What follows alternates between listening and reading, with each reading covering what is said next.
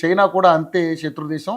ఈ పరిస్థితుల్లో శత్రువుకి శత్రువు మిత్రుడు అన్నట్లుగా మరి చైనా ఇదే అదునుగా భావించి ఇండియా మీద కక్ష తీర్చుకోవడానికి ఏమైనా అవకాశాలు ఉన్నాయంటారా? ఎందుకంటే పాకిస్తాన్కు మద్దతు ఇచ్చే అవకాశం ఉందని చాలా రకాలుగా వార్తలు వస్తామని, అది ఆర్థిక పరంగా కావచ్చు, తర్వాత ఆయుధ పరంగా కావచ్చు, అటువంటి పరిస్థితులు ఏమైనా ఉన్నాయంటారా? ప్రస్తుతానికైతే అలాంటి పరిస్థితులు లేవు. కానీ ఇందాక నేను చెప్పినట్టుగా లేనటువంటి పరిస్థితులను కూడా ఉన్నట్టు చిత్రించేటువంటి ఒక ప్లాంటెడ్ స్టోరీస్ మీడియాలో పెద్ద ఎత్తున ఈ సందర్భంగా వస్తున్నాయి. మనం గమనించాల్సింది ఏంటంటే, గాల్వాన్ లోయ తర్వాత సాధారణ పరిస్థితులను పునరుద్ధరించుకోవడానికి భారత ప్రభుత్వము, చైనా కూడా గడిచినటువంటి 4 సంవత్సరాల్లో దఫాలుగా చర్చలు జరిపి దాదాపు సాధారణమైనటువంటి పరిస్థితుల్ని పునరుద్ధరించుకుంది. నిజానికి కోటేశ్వర గారు ఇప్పుడే బ్రేకింగ్ వచ్చింది. ఒక బ్రేకింగ్ చదువుతాను వినండి.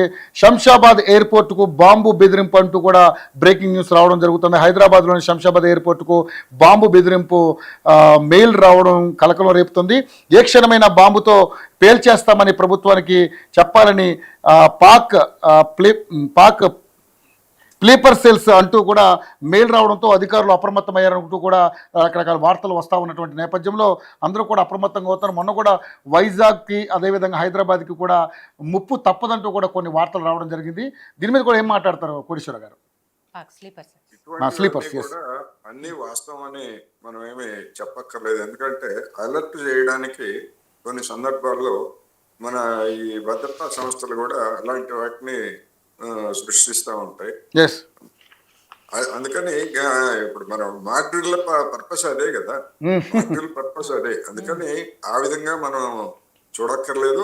ఏమైనప్పటికీ అది ఒకవేళ ఫేక్ అయినా లేదా మరొకటైనా కానీ తగినటువంటి జాగ్రత్తలు తీసుకోవాల్సినటువంటి అవసరం అయితే ఉన్నది. ఎందుకంటే అలర్ట్ కావాలి. అలర్ట్ కాకపోతే ఎవడెటువంటి వాడు తెలియదు కదా. స్లీపర్ సెల్స్ అనేటువంటి వాళ్ళు మనకి రవిలో కనిపించవచ్చు, కోటేశ్వరరావులో కనిపించవచ్చు, ఎవరిలో అయినా కనిపించవచ్చు. మనమేమి మామూలుగానే ఉంటాం తప్ప ప్రత్యేకంగా నా స్లీపర్ సెల్ అని మొహం మీద రాసుకుని ఉన్నాం కదా. అందుకని ఎక్కడైనా అటువంటి జరగవచ్చు, జాగ్రత్తలు తీసుకోవాలి. ఇక ఈ చైనా మీద జరుగుతున్నటువంటి ప్రచారానికి సంబంధించి కొన్ని విషయాలు మనం చెప్పుకోవాలి. ఇప్పుడు చైనా ఇచ్చినటువంటి మిసైళ్లే ఇక్కడ పట్టుకున్నారు, అవి కాలేదు, అవి పనికిరానివి ఇవని చెప్పేసి కొన్ని కథనాలు చెప్తున్నారు. ప్రయోగించిన డ్రోన్లు కానివ్వండి, క్షిపణులు కానీ ఇవన్నీ కూడా చాలా నాసిరకంగా ఉన్నాయనేది వార్తలు వస్తున్నాయి కదా. అదే నాసిరకంగా ఉన్నాయని చెప్తున్నారు, లేకపోతే కాలేదని చెప్తున్నారు. ఏమైనా ఉండొచ్చు. నాసిరకంగా ఉంటే ఎందుకు కొనుక్కోవాలి? ఎవరన్నా వాళ్ళు ఏమైనా కొనమని ఏమన్నా బహిరంగ బలవంతం చేశారా? లేకపోతే ఎవరి మీద దాడి చేసి కొనకపోతే మీ మీద బాంబులు వేస్తామని చెప్పారు? చెప్పలేదు కదా. ఇప్పుడు చైనా అయినా, లేకపోతే ఫ్రాన్స్ అయినా, జర్మనీ అయినా, అమెరికా అయినా ఆయుధాలను విక్రయిస్తున్నది. భారతదేశం కూడా ఆయుధాలను విక్రయిస్తున్నదని మేము చెప్పేసి మన పత్రికల్లో పెద్ద ఎత్తున ప్రచారం వచ్చింది కదా. ఎవరికి విక్రయిస్తా ఉంది? ఆయుధాలు ఎవరికి విక్రయిస్తా ఉంది? మందుగుండు ఎవరికి విక్రయిస్తా ఉంది? ఏ దేశానికి వ్యతిరేకంగా యుద్ధం చేయడానికి మన దేశం మరి ఆయుధాలు ఎగుమతి చేస్తున్నది? అందుకని ఆయుధాల వ్యాపారం అనేటువంటిది ఒక లాభదాయకమైనటువంటి వ్యాపారం. అది అందులో నెంబర్ 1 అమెరికా. దాదాపు 50% పైగా 55% ఆయుధాలను విక్రయించేది అమెరికానే. మరి మిగిలినటువంటి దేశాలు ఫ్రాన్స్ కానీ, జర్మనీ కానీ, బ్రిటన్ కానీ, చైనా కానీ ఇవన్నీ కూడా ఆ తర్వాత వచ్చేటువంటి దేశాలు. అటువంటి ఎగుమతి దేశాల్లో భారత్ కూడా చేరిందని మనం మీడియా గొప్పగా రాసింది కదా. ఎవరికి వ్యతిరేకంగా భారత్ విక్రయాలు చేస్తా ఉంది అంటే ఎవరు చెప్తారు సమాధానం? అందుకని చైనా ఆయుధాలు అమ్మింది, అందులో బహిరంగంగానే అమ్మింది, అదేమి రహస్యమేమీ కాదు, అందరికీ తెలుసు. ఇంకొకటి, మొత్తం నిన్నగాక మొన్న ఒక వారం రోజుల క్రితం స్టాక్హోమ్ లోని ఉన్నటువంటి సంస్థ ఒక వివరాలు ప్రకటించింది. ఎవరు ఎక్కువ దిగుమతి చేస్తున్నారు ఆయుధాలు, ఎవరు ఎక్కువ ఎగుమతి చేస్తున్నారు ఆయుధాలు. ఇప్పుడు ఉక్రెయిన్ లో యుద్ధం జరుగుతున్నటువంటి ఉక్రెయిన్ ప్రతి 100 ఆయుధాల్లో 8.8 ఆయుధాలని ఉక్రెయిన్ దిగుమతి చేసుకుంటా ఉంటే, ఎలాంటి యుద్ధం లేని శాంతి పరిస్థితుల్లో ఉన్నటువంటి భారతదేశం 8.3 ఆయుధాలను దిగుమతి చేసుకుంటా ఉంది. నెంబర్ 1 ఆయుధాలు దిగుమతి చేసుకోవడంలో భారత్ నెంబర్ 1. ఆ తర్వాత ఖతార్, వాడి మీద యుద్ధం చేసేవాడు ఎవడో తెలియదు. అదేవిధంగా సౌదీ అరేబియా ఆ తర్వాత 3వ దేశంగా. వాళ్ళు పెద్ద ఎత్తున వాళ్ళ దగ్గర చమురు నిల్వలు ఉన్నాయి, చమురు డబ్బులు ఉన్నాయి కనుక ఏం చేయాలో తెలియక ఆయుధాలన్నీ కొనిపెట్టుకుంటున్నారు. ఆ తర్వాత 4వ దేశంగా పాకిస్తాన్ 4.6, మనం 8.3 అయితే పాకిస్తాన్ 4.6 ఆయుధాలను కొనుగోలు చేస్తా ఉంది. 4వ స్థానంలో ఉన్నటువంటి పాకిస్తాన్. మరి వాళ్ళందరికీ చైనా వాళ్ళే ఇస్తున్నారా? కాదు కదా, అమెరికా వాడు ఇస్తున్నాడు. F-16 యుద్ధ విమానాలు ఎవడిచ్చాడు? అమెరికా వాడే కదా ఇచ్చింది. అందుకని ప్రపంచ మార్కెట్లో ఎవడు అమ్మితే వాడి దగ్గర మనం కొంటున్నాము, పాకిస్తాన్ వాడు కొంటున్నాడు. మరి మనం ఎవరికి వ్యతిరేకంగా కొంటున్నట్టు ఆయుధాలు? అమెరికా దగ్గర కావచ్చు, రష్యా దగ్గర కావచ్చు అనేటువంటి ప్రశ్న అడిగితే ఏం చెప్తాం సమాధానం? చైనాకు వ్యతిరేకంగా కొనుక్కున్నాం అని చెప్పేసి ఎవరైనా చెప్పాడు అనుకోండి, ఏమవుతుంది? కాదు కదా. అందుకని మన అవసరాలు, మన భద్రత, మన సరిహద్దు భద్రత, ఎవడైనా ఏదైనా పిచ్చి పని చేస్తే దాన్ని ఎదుర్కోవడానికి ప్రతి దేశానికి ఉన్నటువంటి రైట్ అది. ప్రతి దేశానికి తనను తాను రక్షించుకోవడానికి జన్మ హక్కు. అందుకని ఈ సందర్భంగా చైనాను కూడా లాగటానికి కొంతమంది ప్రయత్నం చేస్తున్నారు. నా అభిప్రాయం ప్రకారం అయితే చైనా ఇంతవరకు ప్రపంచంలో గడిచినటువంటి 70 సంవత్సరాల్లో ఏ దేశంలో కూడా జోక్యం చేసుకోలేదు.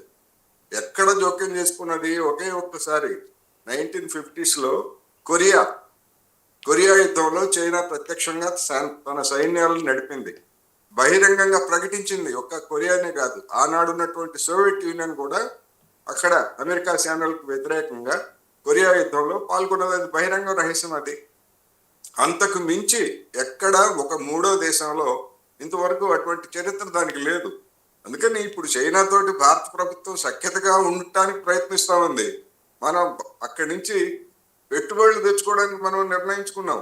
మన ఎలక్ట్రానిక్ వెహికల్స్ ఇక్కడ తయారీకి సంబంధించి పెద్ద ఎత్తున పెట్టుబడులు ఇవ్వడానికి వాళ్ళు సిద్ధంగా ఉన్నారు, తెచ్చుకోవడానికి మనం సిద్ధంగా ఉన్నాం. అందుకని ఈ పాకిస్తాన్ యుద్ధం కారణంగా అదేదో దీన్ని అవకాశంగా తీసుకొని భారతదేశాన్ని దెబ్బతీయడానికి అలా అనుకున్నట్లయితే ఎప్పుడో గాల్వన్ లోయలోనే వాళ్ళు ఏమిటో మనం ఏమిటో మనకు తెలిసింది. అందుకని కోటేశ్వర గారు, గత దాడులను మనం దృష్టిలో పెట్టుకుంటే అంతకుముందు జరిగినటువంటి దాడుల్ని ఇప్పుడు చైనాకి మన మీదకి అంటే పాకిస్తాన్ సపోర్ట్ చేయదని ఎందుకు అనుకోకూడదు? ఎందుకంటే గతంలో చూసాం అది ఎంత కవింపు చర్యలు చేసిందో, ఎంత విధ్వంసం సృష్టించిందో మనం చూసాం. ఎవరు? చైనా. చైనా ఏం చేసింది? చైనా మన ఆర్మీ మీద దాడి చేసింది కదా. అప్పుడు మీరు దానికి సంబంధించి మన వాళ్ళే ఎక్కువ మందిని చెప్పామని చెప్పేసి మన మీడియాలోనే మనం చెప్పుకున్నాం కదా. మరి దాన్ని ఏముందాం? వాళ్ళు దాడులు చేయబట్టే కదా చంపాల్సి వచ్చింది. తర్వాత సరిహద్దు రేఖలను కూడా చాలా వరకు కొన్ని కిలోమీటర్ల మేర ఆక్రమించుకున్నారు. ఒకటి వాళ్ళు దాడులు చేయబట్టి మనం చేసామన్నాం. మరి మన ప్రభుత్వం ఎందుకు వాళ్ళతో రాజీకి వచ్చింది? ఇప్పుడు వాళ్ళతో సాధారణ పరిస్థితులకి ఎన్నిసార్లు దఫాలుగా 4 ఏళ్లలో చర్చలు జరిపి సాధారణ పరిస్థితికి ఎందుకు వచ్చినట్టు? అందుకని దాడులు జరగటం అనేటువంటి సమస్య కాదు. యుద్ధం మన ఆక్రమించుకున్నారనేటువంటిది కూడా అదొక వివాదం, చారిత్రకమైనటువంటి వివాదం. వాటి జోలికి మనం వేరే సందర్భంలో చెప్పుకోవచ్చు. ఇండియా చైనా మీద చాలా రకాల ఆంక్షలు విధించింది. కరోనా టైంలో కూడా మనం చూసాం. వాళ్ళకి సంబంధించిన యాపిల్ ని కొన్ని బ్యాన్ చేసింది. తర్వాత అక్కడ నుంచి ఎగుమతుల్ని కానీ లేకపోతే ఆ చైనా వస్తువుల్ని కొనొద్దు అని బ్యాన్ చైనా అనే స్టేట్మెంట్స్ కానీ ఇవన్నీ కూడా చూసాం కదా. ఎవరు బ్యాన్ చైనా అనేటువంటి ఎవరిచ్చారు స్టేట్మెంట్? వీధుల్లో ఎగురుతా ఉంటారు చూడండి, జై బజరంగ బలి అంటూ, అలాంటి వాళ్ళు ఇచ్చారు తప్ప చైనా వస్తువులను బహిష్కరించాలని రికార్డు స్థాయిలో గతంలో మన్మోహన్ సింగ్ హయాంలో ఎన్ని దిగుమతులు చేసుకున్నామో ఆ రికార్డులన్నీ బద్దలు కొట్టి నరేంద్ర మోడీ గారు తన రికార్డును తానే బద్దలు కొట్టి చైనా నుంచి వస్తువులు దిగుమతి చేసుకుంటున్నాడు. ఎందుకు చేసుకుంటున్నారు? భారత ప్రభుత్వం అలాంటి వైఖరి తీసుకోలేదు. చైనా వ్యతిరేకులుగా ఉన్నటువంటి కొంతమంది బుర్రలైన వాళ్ళు ఆ విధమైనటువంటి ప్రకటన చేస్తున్నారు తప్ప మన ప్రభుత్వం ఎప్పుడు అట్లా చెప్పలేదు. కావాలంటే చూడమనండి, ఎవరినన్నా అడగమనండి, మీరు కొట్టండి. చైనా నుంచి ఇంపోర్ట్స్ మనం ఎక్కువ చేసుకుంటున్నామా తక్కువ చేసుకుంటున్నాం? అమెరికా కంటే ఎక్కువ దిగుమతి చేసుకుంటున్నాం మనం. అమెరికా నుంచి కాదు, చైనా నుంచి ఎక్కువ దిగుమతి చేసుకుంటున్నాం మనం. అందుకని అవన్నీ ఎందుకు చేసుకుంటున్నాం? ఏదో మన మీద చైనా మీద ప్రేమ కాదు మనకి, వాళ్ళు తక్కువకి ఇస్తారు కనుక మనం దిగుమతి చేసుకుంటున్నాం. అదే వస్తువులు అమెరికాలో దొరకవా, బ్రిటన్లో దొరకవా, ఫ్రాన్స్ లో దొరకవా? ఎందుకని మన వాళ్ళు అక్కడి నుంచి ఇంపోర్ట్ చేసుకోవట్లేదు? అక్కడి నుంచి ఇంపోర్ట్ చేసుకుంటే మనకు వాసిపోద్ది. అది ఆ ఖర్చులు అంత ఖరీదు మనం పెట్టలేము. ఉమ్, చైనా ఏదైనా వస్తువు అయినా కూడా అన్ని చౌకగా ఇస్తూ ఉండేవాళ్ళు. అందుకని దీనికి నేనేమంటున్నానంటే దీనికి దానికి ముడిపెట్టి అటువంటి కుట్ర సిద్ధాంతాలని ప్రచారం చేయటం సరైనది కాదు. అటువంటి కుట్ర సిద్ధాంతాలన్నీ విఫలమైనవి. జింపింగ్ కనపడకుండా పోయాడని చెప్పేసి పెద్ద ఎత్తున 3 రోజులు 4 రోజులు మనందరూ చర్చలు పెట్టారు కదా. కరెక్ట్. ఏమైంది మరి? జింపింగ్ ఏమయ్యాడు? అందుకని అటువంటి ప్లాంటెడ్ స్టోరీస్ ని మనం వాటి జోలికి వెళ్ళొద్దు. వాటి పట్ల వాటిని చెప్పినా గానీ నిజమని నిర్ధారించకూడదు అనేది నేను చెప్తున్నా. ఇప్పుడు కూడా చైనా ఆయుధాలు ఈ సందర్భంగా ఇందుకు కోసం దాడి కోసం ఇవ్వలేదు. చైనా అమ్మింది. ఇవ్వడం వేరు, ఆయుధాలు ఇవ్వడం వేరు, అమ్మడం వేరు. అమ్మడం వేరు, ఇవ్వడం వేరు. ఇప్పుడు కోసం ఇవ్వలేదు. రెండోది IMF అప్పు గురించి పెద్ద ఎత్తున ఇప్పుడు ఇవాళ మీడియాలో రకరకాల ప్రచారాలు. వాళ్ళు అడిగారు, మొత్తం మేము లాస్ లో ఉన్నాము, భారత్ దాడి చేసినందువల్ల మేము లాస్ లో ఉన్నాము, అందులో లాస్ లో ఉన్నాం కనుక మాకు అప్పు కావాలని చెప్పేసి IMF ని అడిగారు. ఈ అంత ఫూలిష్నెస్ గా దాన్ని జనాలు మరి మీడియాలో దాన్ని ఎంత ఫూలిష్నెస్ గా ఇస్తున్నారంటే $7 బిలియన్, $700 కోట్ల అప్పు కావాలని చెప్పేసి ఎప్పుడో IMF ని పాకిస్తాన్ అడిగింది.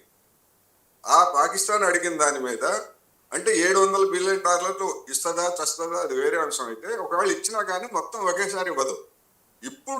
ఇవాళ సమావేశం ఉంది, IMF సమావేశం. ఈ రోజు $130 కోట్ల $130 కోట్లకి సంబంధించి ఒక విడత, ఒక కిస్తీ ఇవ్వడం గురించి ఇవ్వడమా లేదా అని నిర్ణయించడానికి ఇవాళ సమావేశం ఉంది. దాన్ని అవకాశంగా తీసుకొని ఇప్పుడు అడిగారు వాళ్ళు, మనం వద్దన్నాము, ఏదో జరగబోతుంది, ఇస్తారా లేదా అది వేరే అంశం. కానీ ఈ IMF అప్పు అడగటానికి ఇప్పుడు జరుగుతున్నటువంటి ఉదంతాలకు అసలు సంబంధమే లేదు. గతంలో అమెరికా సిఫార్సు చేసి ఇప్పించిందండి పాకిస్తాన్ వాడికి అప్పు. అలా అనుకుంటే అభ్యంతరాలు వచ్చినప్పుడు అమెరికా వాడు సిఫార్సు చేశాడు. ఎందుకని అమెరికా వాడు ఎందుకు సిఫార్సు చేశాడు? ఆ అప్పిస్తే తప్ప వాడి ఆయుధాలు కొండవు. పాకిస్తాన్ వాడు ఆయుధాలు కొనుక్కోవడానికి డబ్బులు కావాలి కదా పాకిస్తాన్కి, ఏ దేశాన్ని. అందుకని అప్పిప్పించి ఆయుధాలు అమ్మాడు వాడు. కానీ ఏం జరుగుతుంది ఏంటనే, అందుకనే నేను అనేది మీడియా అనేటువంటిది ఫ్యాక్చువల్ గా ఉండాలి. సోషల్ మీడియాని చూసో లేకపోతే ప్లాంటెడ్ స్టోరీస్ చూసో మనం